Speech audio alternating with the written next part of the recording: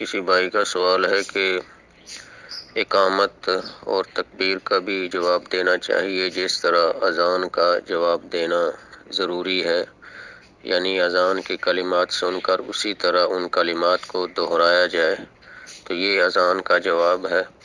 اور کیا اسی طرح جب اقامت ہوتی ہے، جماعت کھڑی ہونے کے لیے تکبیر کہی جاتی ہے تو تکبیر والے یا اقامت والے الفاظ کا جواب دینا بھی ضروری ہے؟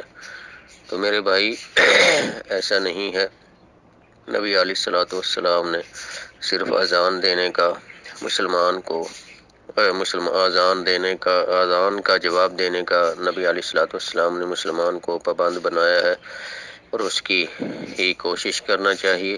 البتہ اقامت کے متعلق میرے سامنے کوئی ایسی صحیح حدیث نہیں ہے کہ جس میں یہ ہو کہ اقامت کا بھی جواب دیا جائے، سوائے اس بات کے کہ جب اقامت کہتے ہوئے اشہد ان محمد رسول اللہ آتا ہے، یعنی نبی صلی اللہ علیہ وآلہ وسلم کا نام لیا جائے اقامت کے دوران، تو پھر جو لوگ اس وقت صف میں کھڑے ہیں یا اقامت سن رہے ہیں ان پر ضروری ہے کہ وہ آپ صلی اللہ علیہ وآلہ وسلم پر درود بھیجیں آپ کا نام سن کر۔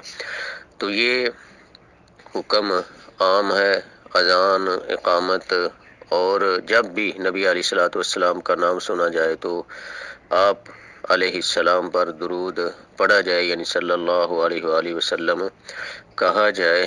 تو یہ ہے، البتہ خاص اقامت کا جواب کوئی ایسی صحیح حدیث واللہ عالم نہیں ہے جس میں اس پابندی کا ذکر کیا گیا ہو، واللہ عالم۔ السلام علیکم۔